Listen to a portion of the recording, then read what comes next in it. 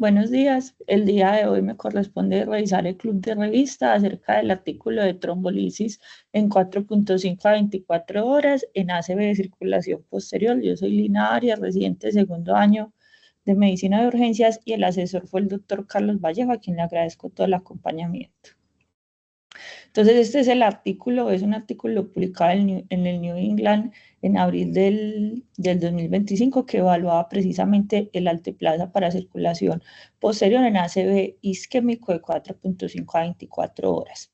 Entonces, antes de comenzar a hacer la revisión, pues como crítica del artículo, vamos a hacer como una revisión de unas generalidades muy puntuales acerca de las manifestaciones clínicas, diagnóstico y estrategias de reperfusión en el ACV isquémico de circulación posterior, solo como para tener algunas bases para hacer la lectura crítica del artículo. De nuevo, no es una revisión pues como general o amplia del ACV de circulación posterior, sino unas cosas pues puntuales. Entonces vamos a comenzar con lo primero, y lo primero es por qué es importante hablar de este tema, y es que se sabe que el ACV isquémico agudo de la circulación posterior corresponde al 20 o al 30% de todos los ACV y aproximadamente es el 20% del flujo cerebral. Es acerca o es encargado por la circulación posterior. Esto hace que haya una gran diversidad de manifestaciones clínicas que varían en gravedad y que van desde manifestaciones leves como náuseas, mareo y vómito hasta manifestaciones graves que van hasta el espectro del síndrome de enclaustramiento. Entonces, digamos que esto es lo que hace un poco difícil la evaluación de los pacientes con ACV de circulación posterior, porque tienen una gran variedad de manifestaciones o un gran espectro de manifestaciones clínicas. Digamos que depende de las series donde uno lea, de los, pues como de las manifestaciones y de la historia natural de estos pacientes, se encuentra que pues cifras como que tienen casi 3 veces más probabilidad de no ser detectados precisamente por la amplia variedad de manifestaciones clínicas, y según las manifestaciones vamos a encontrar cuál es la mortalidad. Entonces describen mortalidad para los casos leves tan bajas como del 3 al 5%, pero también se describen mortalidades del 96 hasta el 96% por oclusión de la arteria basilar. Digamos que todas las escalas de tamizaje, sistemas de clasificación y por ende de pronóstico que usamos en los pacientes con ACV isquémico agudo en términos generales, como por poner un ejemplo, el NISH, no, dentro de la realización de estas escalas no incluyeron la mayoría de los pacientes con ACV de circulación posterior. Y por esto, digamos que en términos generales uno no podría usar estas escalas en estos pacientes porque subestimarían como pues la evaluación de ellos. Entonces, con respecto al ACV de la circulación posterior, corresponde a todo ese ACV isquémico que sea secundario a un infarto en el sistema arterial vertebrovascular. Como ya les decía, el diagnóstico es complejo y eso se basa principalmente en la amplia variedad de manifestaciones clínicas. Entonces, realmente el diagnóstico de estos pacientes se basa en la suma de los factores de riesgo del paciente, de un interrogatorio y una anamnesis que debe ser extremadamente juiciosa, y una evaluación clínica y una evaluación neurológica amplia, donde usted suma todas estas cosas para usted decir que va a comenzar a evaluar su paciente en búsqueda de confirmar o excluir que pueda tener una ACV de circulación posterior. Se plantean como también algunas dificultades y es que las imágenes, o al menos las imágenes iniciales que usamos en los pacientes con ACV de circulación anterior para la circulación posterior son poco sensibles, y esto lo vamos a ver pues como con más claridad más adelante. Entonces hace que sea un poco más difícil la evaluación de estos pacientes. Digamos que lo que sí no difiere en cuanto a la ACV de la circulación anterior son la etiología. La aterosclerosis sigue siendo la principal etiología, y en parte de esto es ayudado por algunas como características anatómicas, y es que las arterias vertebrales posterior al emerger de las subclavias se van en un ángulo recto como de 90 grados, lo cual sumaba que estas son mucho más pequeñas que de donde emergen, favorece el desarrollo de la aterosclerosis. Entonces, grande pues solo para recordar como unas consideraciones anatómicas muy pequeñas, la arteria subclavia da las arterias vertebrales y esta posteriormente formará la arteria basilar y además dentro de los componentes de la circulación posterior tenemos las arterias cerebelosas y las arterias cerebrales posteriores. Importante tener presente que específicamente la ACV de la circulación posterior, la mayoría se presenta en el territorio distal, el 40%, el 18% en el territorio proximal y el 16% en el territorio medio, que sería el territorio de la basilar. Entonces, dentro de las manifestaciones clínicas, como les decía, los síntomas son muy inespecíficos y cuando uno se pone a ver las series donde reportan pues como los casos y las manifestaciones de esto, lo primero que describen en orden de presentación son esos síntomas inespecíficos como el mareo, la cefalea, náuseas y emesis, y el segundo en orden de frecuencia son las anomalías del campo visual, que son una gran variedad pues de anomalías que se pueden presentar. Posteriormente, en tercer orden como de frecuencia, nos describen ataxia, nistagmus, semianopsia o debilidad focal leve, siendo la debilidad una de las más mencionadas en este pues, grupo. Y posteriormente también, pues, clásicamente se describen algunos síndromes establecidos, como el síndrome de Wallenberg o el enclaustramiento, entre otros. Entonces, como les decía que los síntomas son tan variables, me encontré pues como un artículo que trataba de reunir 3 grandes registros de los pacientes con ACV isquémico de circulación posterior que documentaban la presentación clínica de estos pacientes. Como que es la gráfica que les traigo en esta imagen. Qué pena, me disculpan un momento. Como les decía, son estos 3 grandes registros que evalúan la presentación clínica de los pacientes y no difiere mucho de lo que decía la diapositiva anterior. Miren que para los 3 grandes registros, que básicamente son casi que los únicos que hay de las manifestaciones o el comportamiento de estos pacientes, lo primero o lo que se describe como en orden de presentación es el mareo y el vértigo, sigue la cefalea, náuseas y vómito.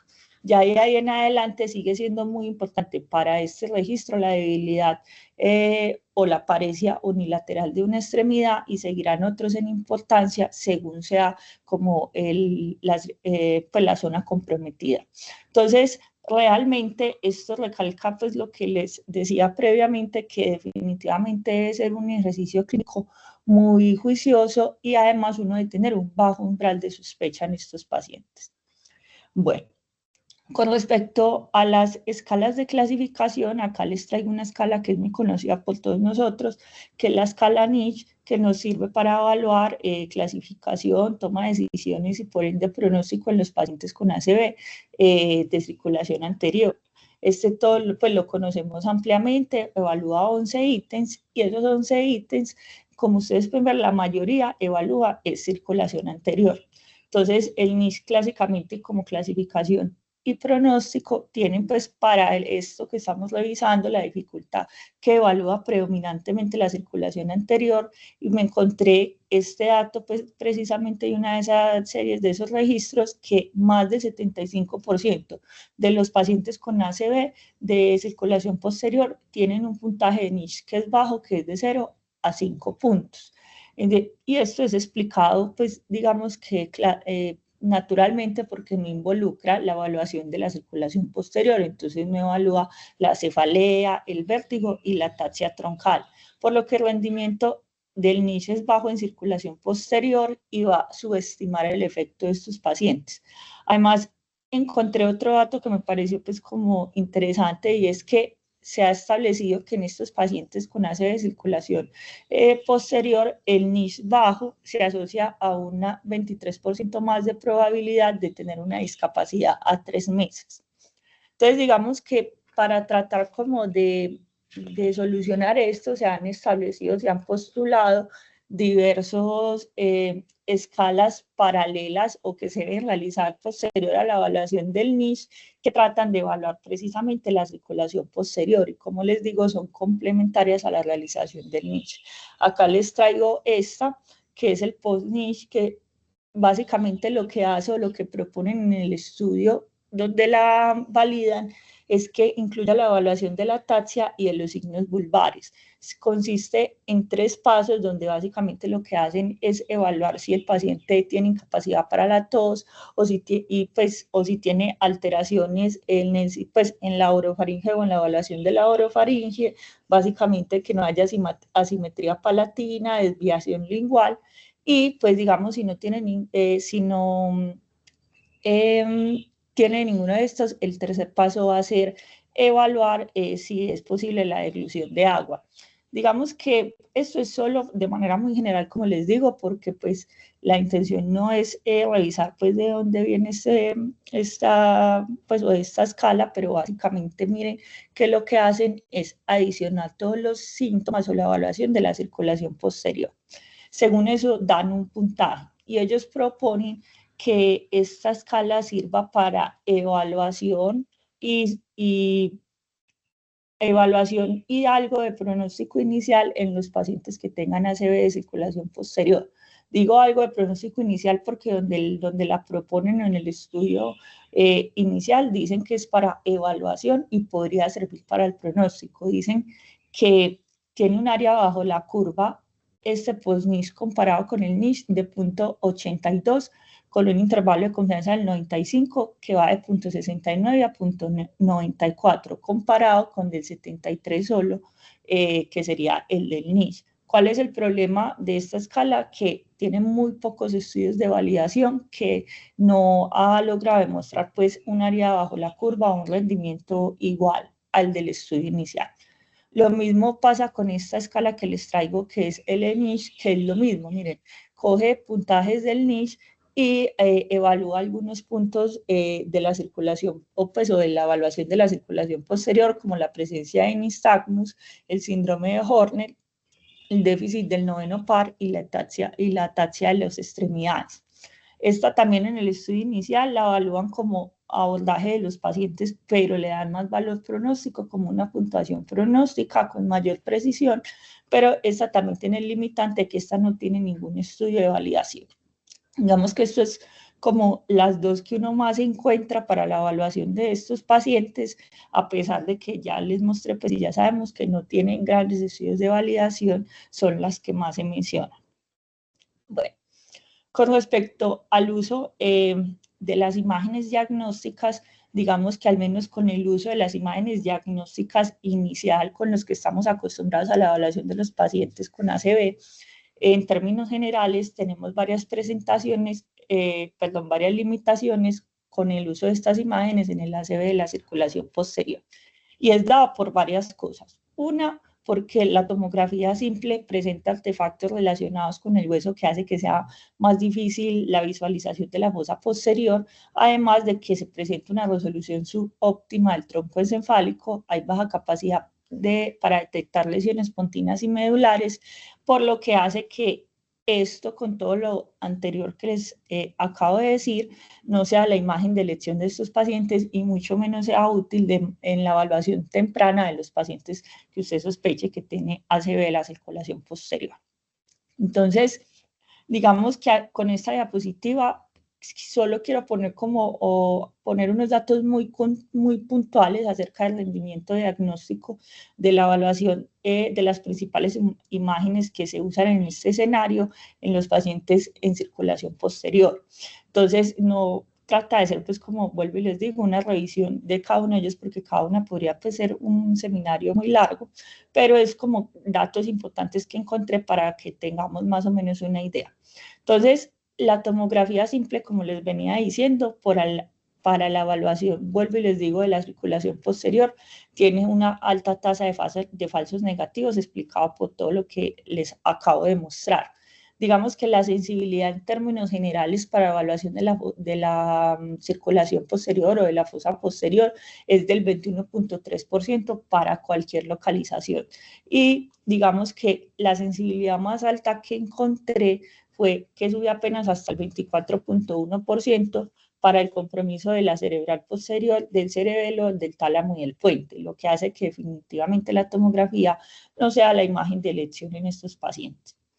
Entonces ya se va uno a revisar la resonancia y de esta resonancia en todo pues clásicamente en el protocolo de stroke, y uno encuentra que para circulación posterior hay sensibilidades variables, pero que están entre el 80 o al 85%, y que adicionalmente cuando se suma pues, o estudio de difusión en este protocolo, nos ayuda a ver las lesiones isquémicas que son pequeñas, y aquí la sensibilidad sube de más, pues sube más.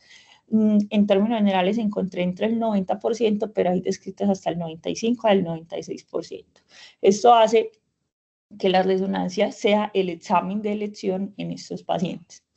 Y pues ya específicamente hablando de la tomografía, pero por perfusión, también encuentra uno para circulación posterior que tiene una sensibilidad variable entre el 70 al 86%, pero solamente lo encontré cuando se compara con tomografía simple y angiotac.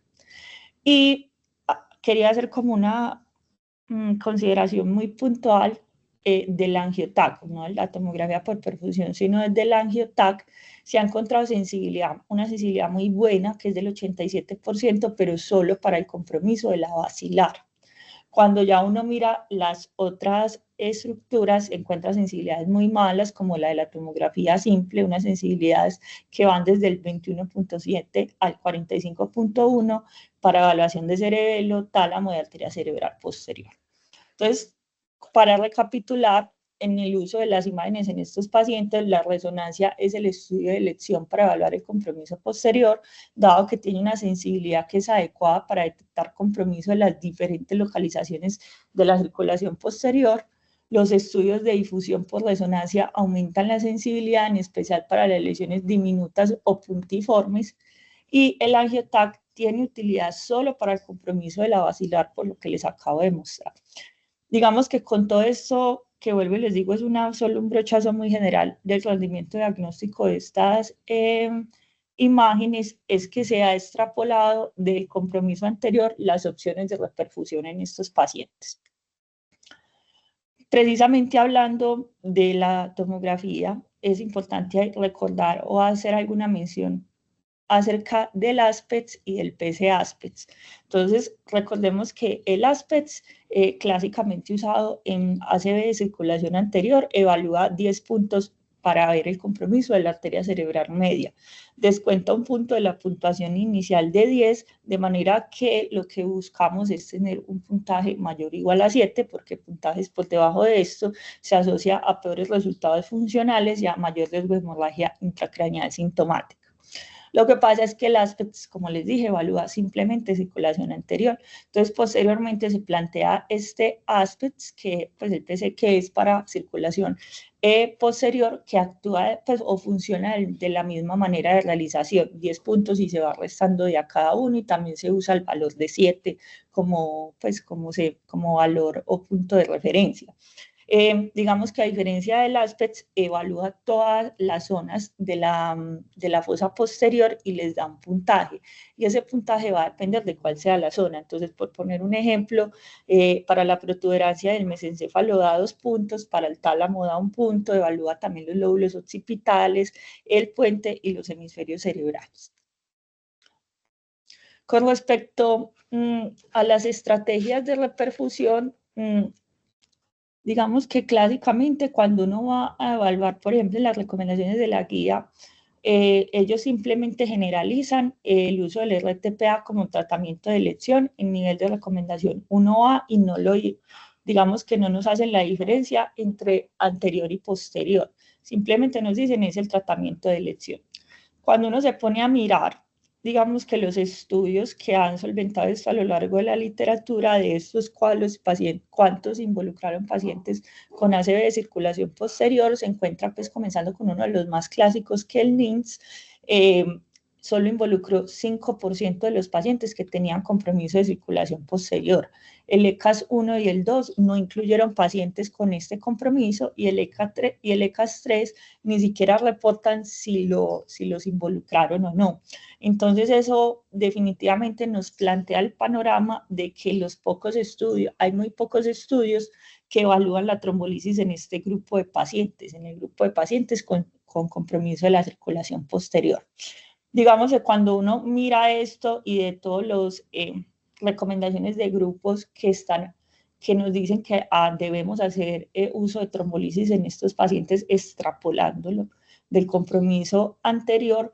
Todo lo que solventa estas recomendaciones son series o son reportes de caso o son inclusive estudios con muy poquitos pacientes. Acá les traigo dos de los que más referencian como esta recomendación, que es este primero que trataba de evaluar el pronóstico de los pacientes a los que se les hacía trombolisis, pero este es uno de los más referenciados y nada más tiene 12 pacientes. También, digamos, donde uno sí puede encontrar más literatura es en la trombolisis cuando hay compromiso vertebrovascular o oclusión basilar, que ahí sí hay como más estudios como con mayor cantidad de pacientes. Sin embargo, en cualquiera de los dos escenarios, todos los evaluaron con compromiso dentro de las primeras 4.5 horas. Entonces, la recomendación viene de estos estudios que vuelvo y les digo, son con muy pocos pacientes y son muy pocos los que uno encuentra. Entonces, para también tratar como de ver cuál eran como los resultados asociados a la trombolisis en circulación posterior, este es el único estudio como que trata de evaluar eso, que es un estudio publicado en el 2011 que miraba pues o buscaba evaluar cuál era el comportamiento de los pacientes que se les realizaba trombolisis comparado con los de circulación anterior versus posterior. Es un estudio prospectivo que involucró 3 centros de stroke, 883 pacientes, la mayoría, 778, tenían compromiso de la circulación anterior y el 95 tenían compromiso posterior. Sin embargo, vuelvo y les digo, es el único estudio que los compara. Y ellos encontraron que la tasa de hemorragia intracraneal era para circulación anterior del 5% versus el 0%, con una mortalidad que era similar en ambos grupos. Entonces, este es el estudio que se referencia en todas partes cuando uno lee que el compromiso de circulación posterior tiene menor riesgo de transformación hemorrágica cuando se realiza la trombolisis. Ya con respecto a otra estrategia de reperfusión, específicamente hablando de la trombectomía, digamos que históricamente, históricamente se empezó a hablar de la trombectomía para el compromiso de la oclusión única y exclusivamente del sistema basilar o de la arteria basilar. Inicialmente se plantearon en las mismas ventanas de tiempo de 6 y de 9 horas y posterior a esto, desde el 2020 al 2022 empezaron a salir varios estudios que ya no solo lo evaluaban en estas ventanas de tiempo, sino hasta 24 horas. Pero vuelvo y les repito, en oclusión del sistema basilar. ¿Por qué? Porque hay o ya sabemos que hay una alta mortalidad asociada a la oclusión del sistema basilar, que puede ir desde el 83 hasta el 96% en ausencia de reperfusión.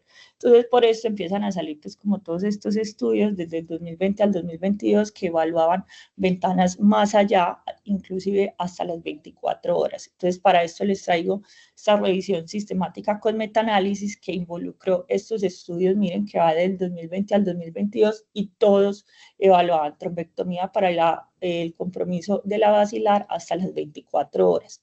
Ellos, o lo que les ven en los forest plot que les traigo, es que evaluaron los resultados funcionales, principalmente dado por el ranking modificado de 0 a 2, también evaluaron de 0 a 3 y evaluaron la mortalidad y en todos estaban a favor de la trombectomía en la ventana de tiempo hasta 24 horas, vuelvo y les digo, para la oclusión de la basilar. Y es hasta ahora en circulación posterior lo único que está, digamos, con un poquito más de solidez en la evidencia y es el uso de esta estrategia en este grupo de pacientes. Entonces, teniendo presente todo lo que les acabo de mostrar, que vuelvo y les digo, solo son pues como unas consideraciones muy puntuales y teniendo presente que realmente tenemos todavía muchos vacíos en cuanto en la evidencia y que hay muchas cosas que todavía no tenemos claras, surge la pregunta clínica pues que motiva la revisión de este artículo y es en pacientes con ACV isquémico agudo de la circulación posterior que no son candidatos a trombectomía, la administración de trombolisis en una ventana de tiempo de 4.5 a 24 horas se asociará a impactos en la mortalidad o en resultados neurológicos favorables. Y esa es la pregunta que trata de responder ahora sí el artículo que vamos a revisar. Entonces, comenzando con el objetivo que ellos se plantean en el artículo, es básicamente evaluar si el alteplase administrado en esta ventana de tiempo que ya les he dicho, de 4.5 a 24 horas, después del inicio del accidente cerebrovascular, podría beneficiar a los pacientes que tienen compromiso posterior, que no tenían una trombectomía planificada, sin guía de imágenes de perfusión, dado el menor riesgo de hemorragia en la circulación posterior. Es el objetivo inicial que se plantea. Digamos que la pregunta clínica ya hecha pues como en estrategia PICO, tenemos que la población serían los pacientes con sospecha de ACV isquémico con tiempo de inicio de 4.5 a 24 horas con compromiso de la circulación posterior. La intervención va a ser el alteplase en una dosis de 0.9 miligramos por kilo, máximo de 90. La comparación va a ser el tratamiento médico estándar y el resultado va a ser la independencia funcional definida en una escala de ranking modificada de 0 a 2 a 90 días. Listo. Entonces, ya comenzando como con las características o lo que compone el diseño de este estudio, digamos que partimos de este primer cuadrito en azul que les pongo en la parte superior, que es que es uno como de los más importantes para tener en cuenta, y es que ellos involucran o parten de la base de pacientes con ACV isquémico agudo de circulación posterior sin hipodensidad temprana extensa en la TAC, que habían tenido inicio de síntomas de 4.5 a 24 horas antes de la selección. Es decir, parten de un estudio inicial que es la tomografía simple, sin hipodensidad temprana extensa en la TAC. Es un estudio prospectivo realizado en agosto del 2022 y marzo del 2024, multicéntrico, 30 centros de stroke en China. Es un estudio que es abierto y que es aleatorizado.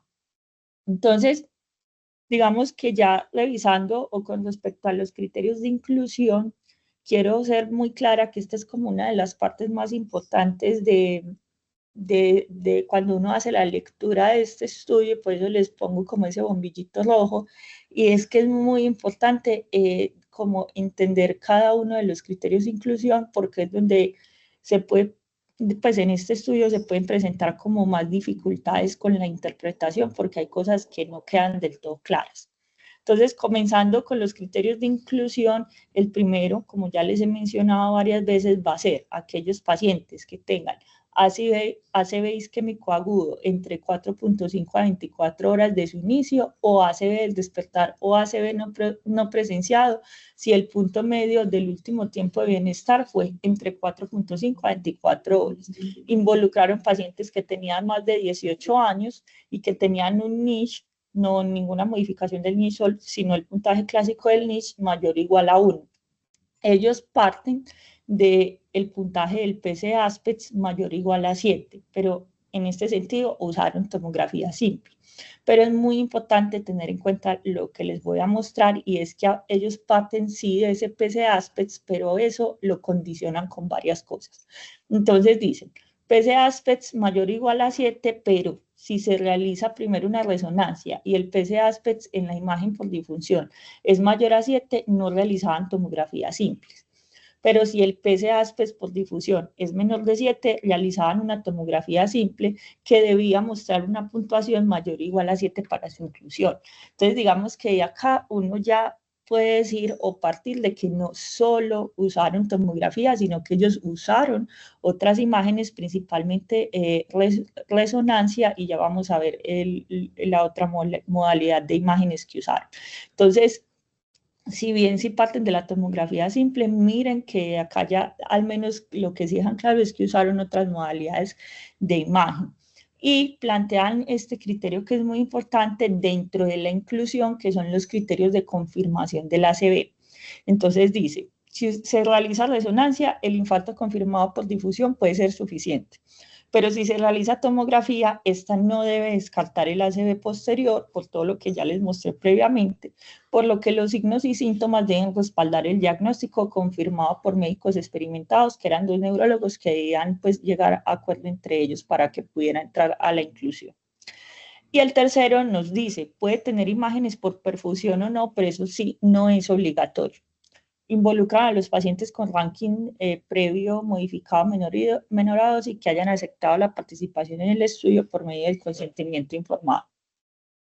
Entonces, miren que esta es como la parte que a mí me parece como más crucial, y es entender que si bien, vuelvo y les digo, parten de una tomografía simple inicial, lo que sí le dejan claro a uno es que usan otros estudios adicionales como resonancia o inclusive la tomografía por perfusión, y tampoco son muy claros porque esto fue lo mejor que pude sacar revisando tanto el protocolo como tal y el apéndice, lo mejor que pude sacar de los criterios de inclusión más claros que encontré. Realmente esto se puede, pues yo creo que se puede interpretar de varias maneras, y es que uno puede decir que si bien sí su criterio de inclusión fue la tomografía simple, hicieron resonancia, pero uno no le queda claro si, o sea, no queda suficientemente claro o escrito si definitivamente la resonancia contó como inclusión o con eso los descartaban. Es como la principal duda que le queda a uno, y que vuelvo y les digo,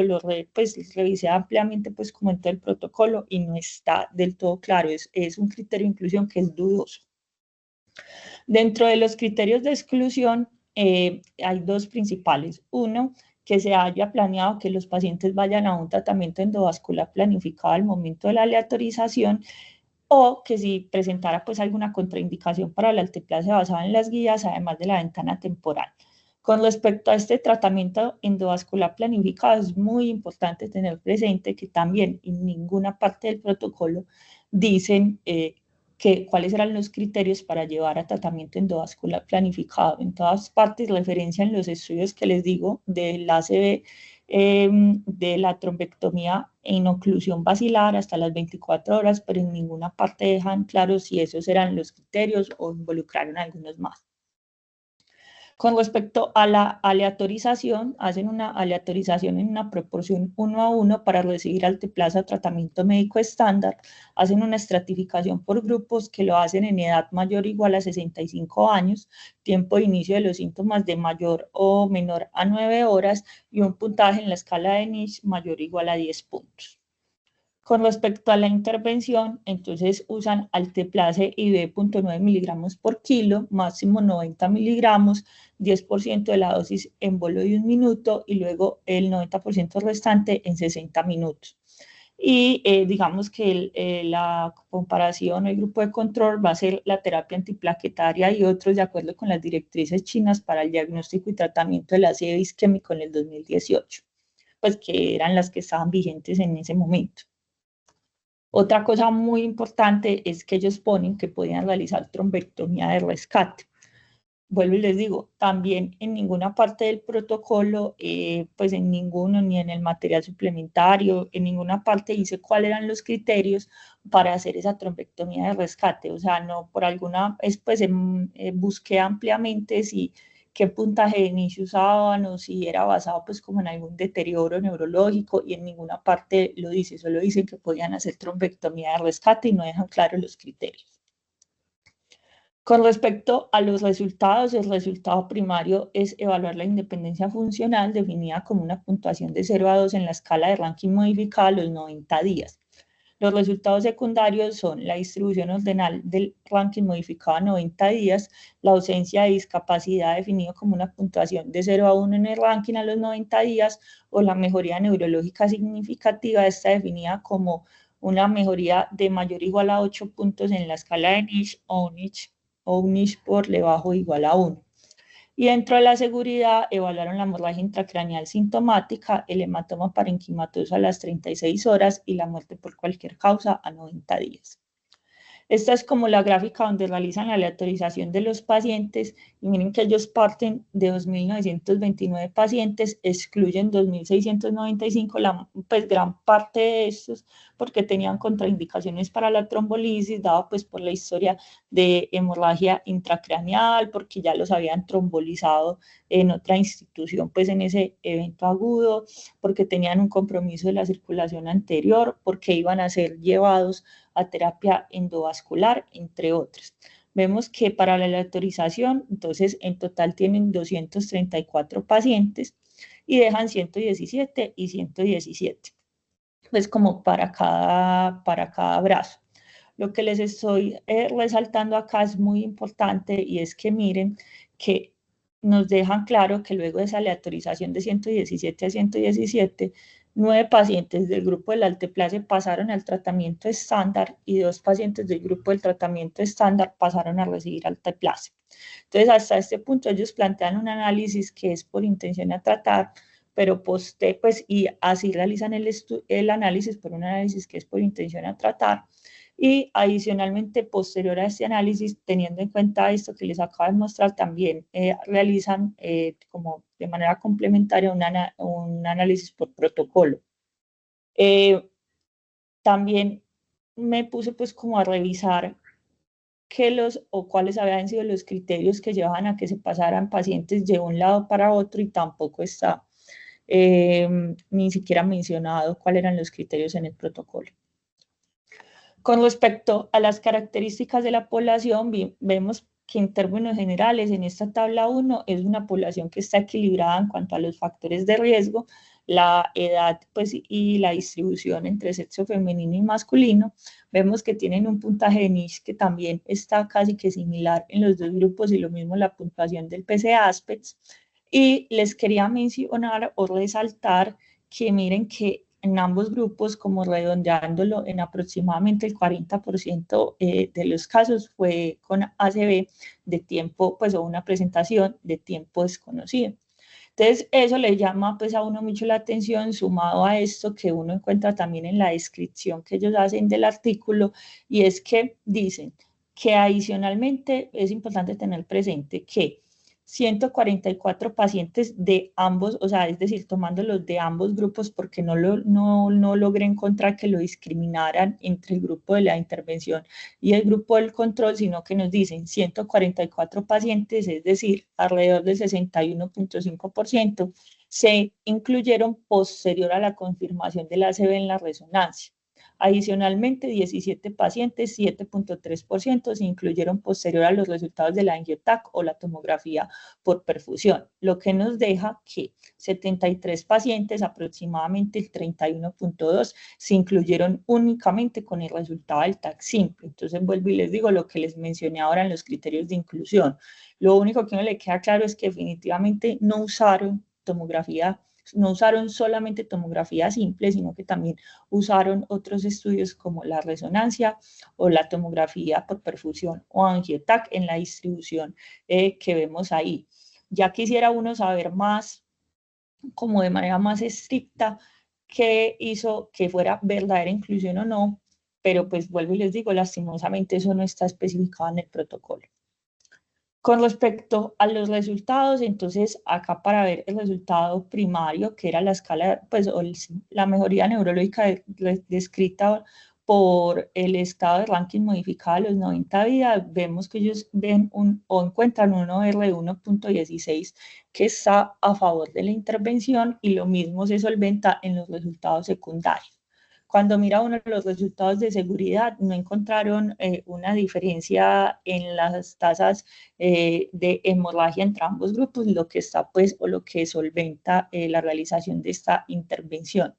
También realizan la distribución pues como según cada característica, y acá solo les quiero mostrar el que ellos resaltan mucho en la discusión, que es el del puntaje del Niche. Entonces dicen, definitivamente si usted tiene un puntaje de Niche que es mayor o igual a 10, esto está o le da más fuerza a la intervención o se asocia a mejores resultados, que es lo que les estoy resaltando ahí en la gráfica. Sin embargo, también es importante tener presente lo que les mencionaba, que definitivamente, o lo que le deja a uno la duda, es que sabemos que el niche no es la mejor escala, o no es la escala que uno debería tener de evaluación en estos pacientes. ¿Listo?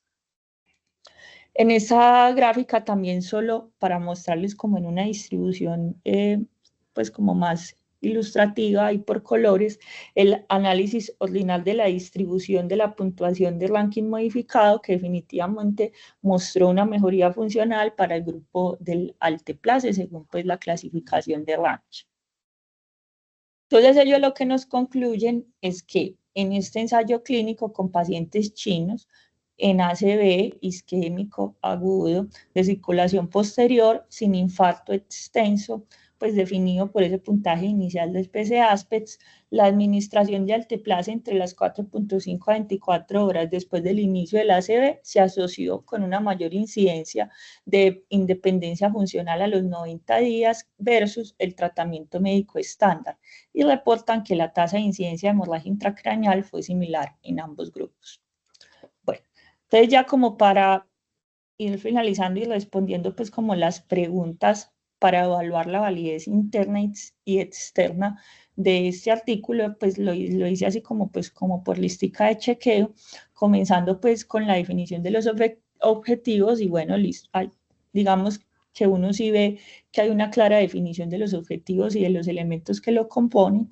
También cumple que hay una asignación aleatoria de los pacientes, y con respecto al seguimiento adecuado y del análisis por intención a tratar que realizan en este artículo, uno queda como con la duda o uno queda del todo conforme, precisamente porque hacen este análisis por intención a tratar y no nos dejan claro en vuelvo y les digo, en ninguna parte del protocolo lo que les mencioné previamente de por qué hubo como ese entrecruzamiento de paciente, y tampoco dejan claro los criterios de los pacientes para llevar a trombectomía de rescate. Con respecto a seguir evaluando pues como esta lista de chequeo, mirar si el paciente, si el estudio era cegado, pues definitivamente esto es algo que está muy en contra del estudio, no lo cumple porque es un estudio abierto. Además, está recordar que estos estudios abiertos aumentan el riesgo del sesgo de selección, pues digamos de manera pues importante. Y no solo quiero dejar o aquí abrir la discusión de que al ser un estudio abierto aumenta el riesgo de selección, sino que acá quiero volver a traer a discusión lo que he mencionado previamente, y es que definitivamente, y creo que se puede analizar conjunto con que es un estudio abierto, que definitivamente no nos dejan claro esos criterios de inclusión con respecto al uso de las imágenes. A uno le quedan varias dudas porque ellos dicen, vea, la mayoría de los pacientes en ambos grupos fueron ACV tiempo desconocido. Entonces, si eran ACV en tiempo desconocido, ahí es donde uno dice definitivamente habrá que apoyarse de estudios diferentes a la tomografía simple, y uno encuentra que el 68.8% de los pacientes de este estudio requirieron resonancia o tomografía de perfusión o angioTAC, lo cual sumado a que sea un estudio abierto, digamos que sí le deja a uno muchas dudas muchos interrogantes de cuál es la verdadera validez que uno pueda tener a la hora de la interpretación de estos hallazgos, principalmente basado, vuelvo y les digo, en estas limitaciones que hay pues como con la descripción de los criterios de inclusión, que la verdad son poco claros y que va muy de la mano o sumado de que no tenemos casi imágenes o estudios que nos sirvan como gol estándar para decir, vea, es que sabemos que la mejor opción es esta, que es lo que les mostré pues como en la parte de las generalidades. Siguiendo con la lista de chequeo, pues sí hay similitud de las características basales de ambos grupos, y digamos que definitivamente hay similitud en ambos grupos, pero lo que a uno más le debe llamar la atención es que dentro de ellos siguen usando el puntaje Niche, y sabemos que no es el adecuado para la evaluación de estos pacientes. Con respecto a si hay igualdad de tratamiento de los distintos grupos, esto es algo que tampoco o lo puse como que no es algo favorable precisamente por lo que les mencionaba de que a uno no le queda claro quiénes fueron a trombectomía de rescate y no dejan en ninguna parte esto especificado ni tampoco por qué se entrecruzaron los pacientes. Y en cuanto a la valoración de la importancia, pues sin duda algunas es un estudio que tiene mucha importancia en cuanto que no hay grandes o un estudio al menos que sea un RCT o al menos metodológicamente un poco más riguroso para la evaluación de estas intervenciones de reperfusión en estos pacientes.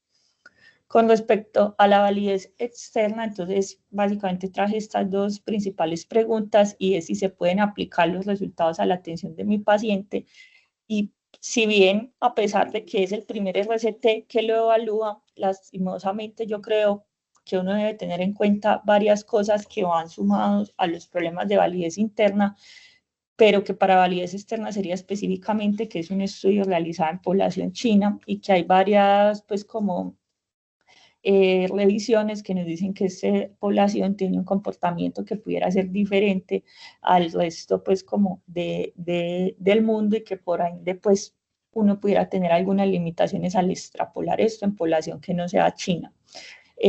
Lo que hace pues que la verdad pues creo o mi conclusión o la conclusión luego de revisar el estudio es que si bien es un primer punto de partida que es interesante, se necesitan más estudios posteriores para poder dar una recomendación con mayor nivel de la evidencia. Y lo último en la validez externa es si se consideran todos los resultados clínicamente importantes, sin duda alguna son clínicamente importantes. Precisamente sumado de la mano de que conocemos muy poco y hay muy pocos estudios en la evaluación de estos pacientes. Lina, gracias por la presentación, me gustó mucho. Definitivamente el ACV posterior es un reto en el diagnóstico clínico y digamos que no siempre debería tenerlo dentro del abanico de los diagnósticos diferenciales, sobre todo pues en el contexto de esos pacientes que están con síntomas cerebelosos, alteraciones pues en la marcha.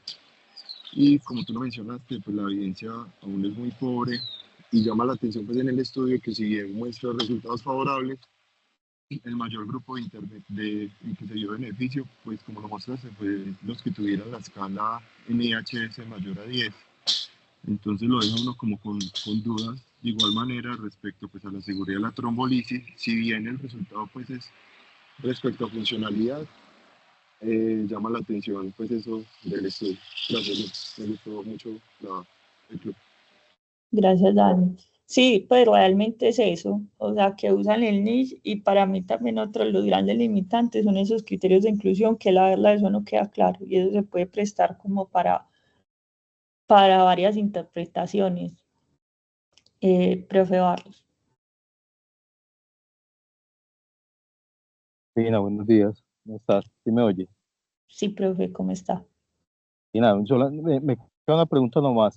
¿Para ellos sería aplicable aún el estudio aún en el contexto de tantas limitaciones? Sí, profe, o sea, realmente es que ellos en su discusión y en la conclusión, pues, o sea, están a favor y dicen que pues ellos usarían el uso de la trombolisis en esa ventana de tiempo.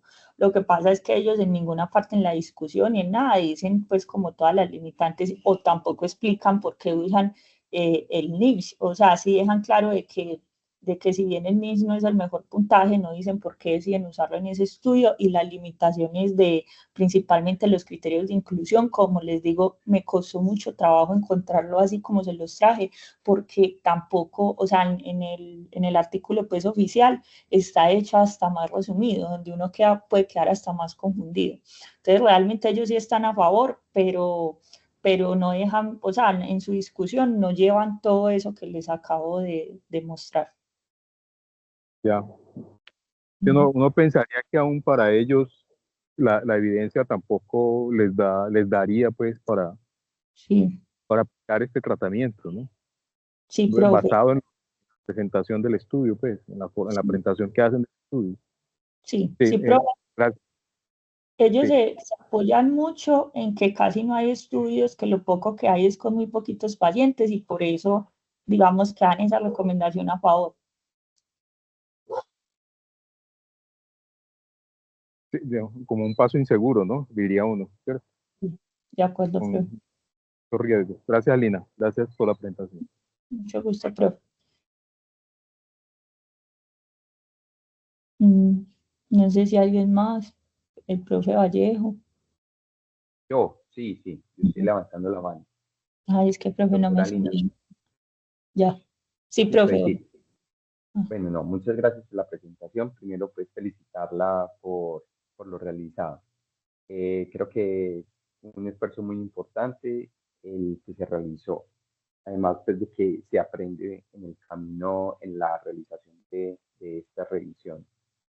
Lo primero es que es un reto en relación pues con la evaluación de esta intervención, en la cual también hay muy poca información en la literatura científica. Lo expresó bien en la disertación inicial. Y eso hace también que al realizar la evaluación de estas nuevas intervenciones debamos de ser cuidadosos al momento de decir si funciona o no funciona. Creo que si bien ellos, digamos, no hacen la discusión amplia como usted lo menciona, son muy cautos al momento de utilizar palabras, definir qué puede tener digamos, de soporte o que soporte sus palabras en relación a los resultados encontrados. Yo lo único que mencioné es que la intervención en los resultados de su estudio se asocia con una mejoría de la discapacidad. Pero bueno, de ahí pues digamos que empezar a devolvernos y a hilar un poco más fino en relación con todos esos hallazgos, digamos que lleva a la revisión que acaba de realizar, creo pues que se realizó adecuadamente. Lo único que quisiera yo enfatizar sería el hecho del entrecruzamiento, el hecho de que haya sido un estudio abierto y adicionalmente a eso, la falta de claridad al momento de definir eh, la, la imagen que ellos utilizaron para la toma de decisión. Si bien ellos al principio mencionan que la imagen debe de menos no evidenciar un infarto o una hipodensidad extensa, digamos que al principio cuando ellos dicen, bueno, vamos a utilizar, pues, digamos, la imagen simple para la tomografía simple para poder realizar digamos, esta primera evaluación, nuestra primera aproximación previo a la aleatorización, digamos que empiezan a hacer un sinnúmero de imágenes que corresponden con lo inicialmente planteado y es ahí donde se empieza a crear un poco el asunto. Se lo mencionó bien, digamos que la TAC es, digamos, una aproximación inicial, su sensibilidad es sumamente baja, digamos que el estudio de elección para poder realizar la no es la tomografía, sino la resonancia. Ahí es donde se empieza a enredar la pista. Pero bueno, digamos que partimos del hecho de que bien, bueno, hicieron la tomografía y no encontraron en esos pacientes, digamos, esa lesión. En una de las tablas, pues, si era de lo que nos estamos hablando en la preparación, pues uno sí quisiera saber, por ejemplo, en cuántos de los casos de pacientes que estuvieron en intervención y en el control tuvieron resonancia magnética y que no. Y lo que uno alcanza a evidenciar es que los pacientes que estuvieron en el grupo de alteplasa, si de pronto se pudiera devolver a una de las tablitas, que es la tabla donde ellos hacen la evaluación por subgrupos, puede encontrar la información.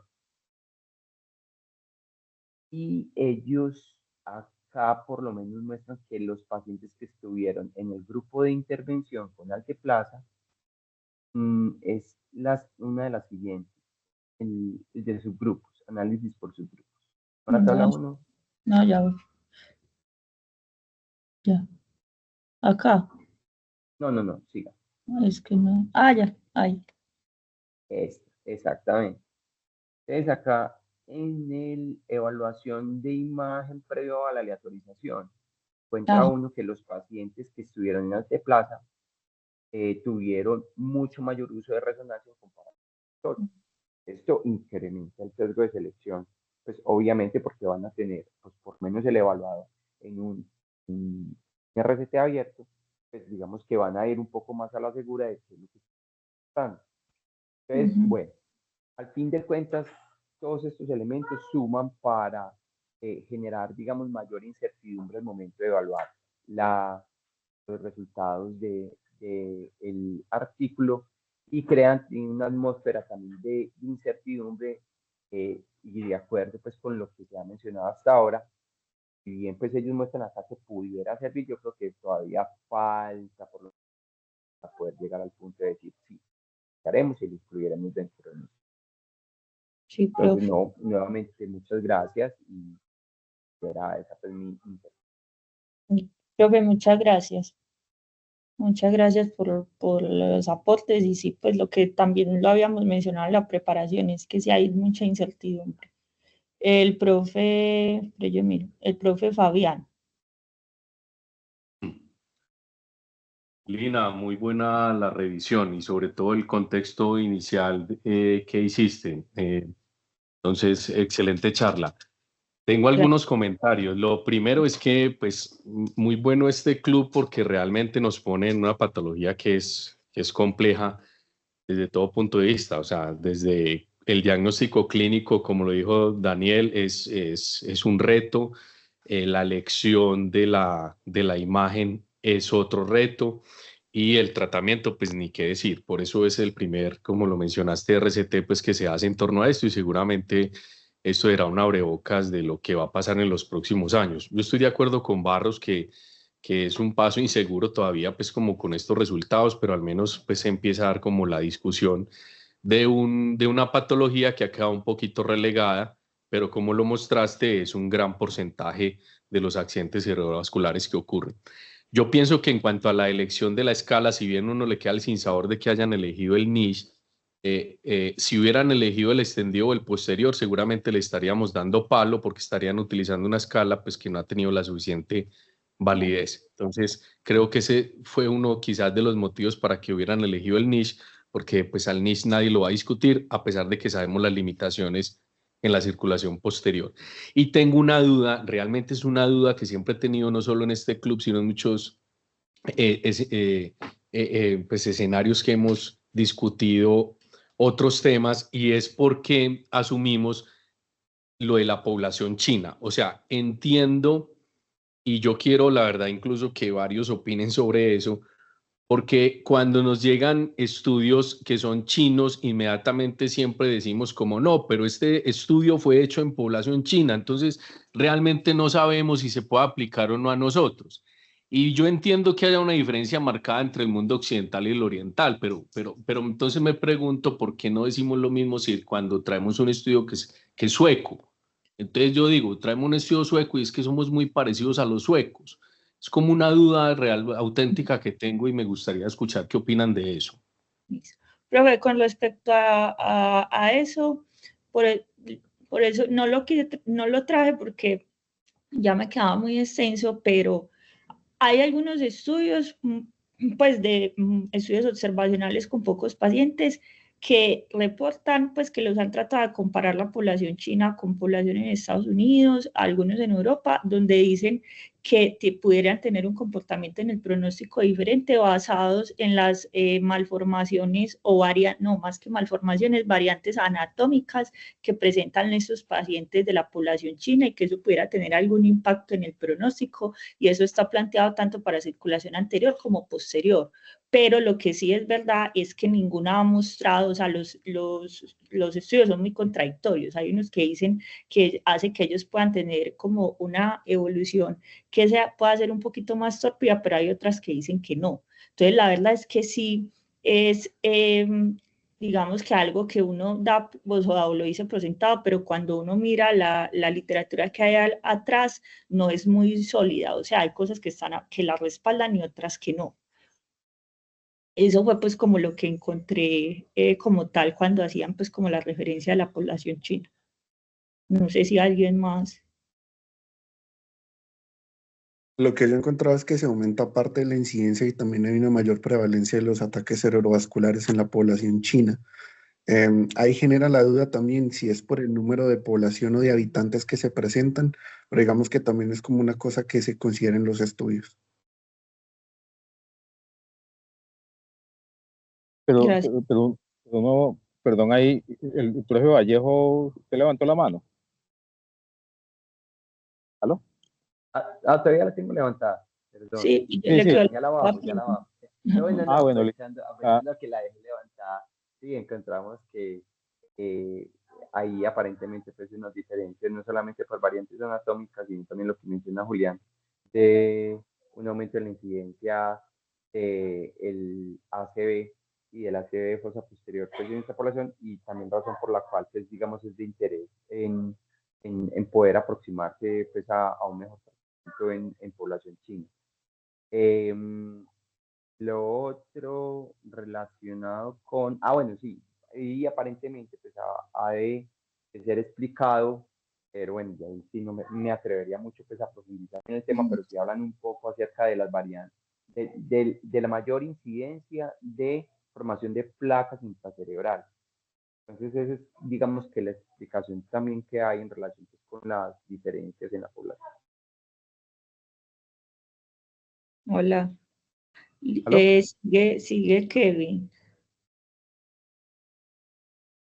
Sí, lo que pasa es Ahí, que en población surcoreana, sí sobre todo en coreana, se han encontrado varios polimorfismos hacia que tienen más incidencia de enfermedad aterosclerótica, igual que los japoneses, pero también tienen polimorfismos hacia que, digamos, tienen mayor incidencia de sangrados sintomáticos post-trombolisis, específicamente con alteplasia. Listo, gracias, Kevin. Sigue Isa. Lina, no, pues de acuerdo con Kevin, y es que esta población tiene mayor incidencia pues como de aterosclerosis no solo intracraneana. Y por otro lado, felicitarte por el club de revistas, súper bien explicado todo, y creo pues que completamente de acuerdo con los profes, y es que si bien los resultados todavía causan incertidumbre, es muy importante pues desde todo punto de vista ver cómo se empieza a trabajar sobre darle como una opción de manejo a la circulación posterior, pues que hasta ahora ha sido como, siento yo que el ACV que menos opciones tiene y al que el paciente pues está como más condenado al pronóstico que le dé solo la enfermedad. Entonces, no, solo eso era felicitarte Muchas por el... gracias. venga, Lina, pero yo creo ahí, respecto a la pregunta del doctor Fabián, Sí, de que realmente nuestra medicina está en deuda con hacer estudios adecuados en nuestra población, ¿cierto? sí, O sea, profe. casi todo lo que nosotros hacemos es porque lo extrapolamos de otras poblaciones. Sí, no, la Y realidad es eso. no es lo mismo trombolizar un yankee de 1,80, 1,90, trombolizar uno de nuestros pacientes que pues, hay pacientes de 1,50 y uno dice, y la verdad lo voy a decir de esta manera, o sea, mucho de ello, no, sangró el paciente, y no será que le pusimos una dosis muy grande para la talla de él, de acuerdo o al peso o a las características anatómicas pues, que tienen este tipo, que podría tener este tipo de pacientes, ¿sí me va a entender? Entonces, o aún por el tipo de población que somos, completamente diferente como tal de México hacia abajo, pues sí me va a entender. Entonces, uno pensaría que es más bien una deuda que tenemos pendiente de estudiar nuestra población, ¿cierto? Sí, profe, es verdad.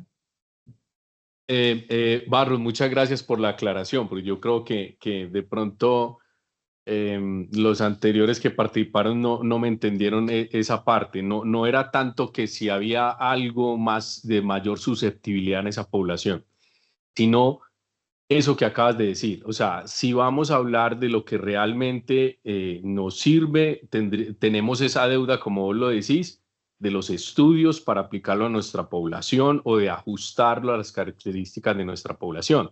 Además que veo que siempre hay una prelación, porque eso pasa en la mentalidad del latino, es Si es una validación en Estados Unidos, la damos por sentado, y eso es un llamado a que tratemos de medir todo con el mismo rasero. Lo que yo les decía era, si bien no aceptamos, por ejemplo, cuando hay una población china, deberíamos tener el mismo concepto.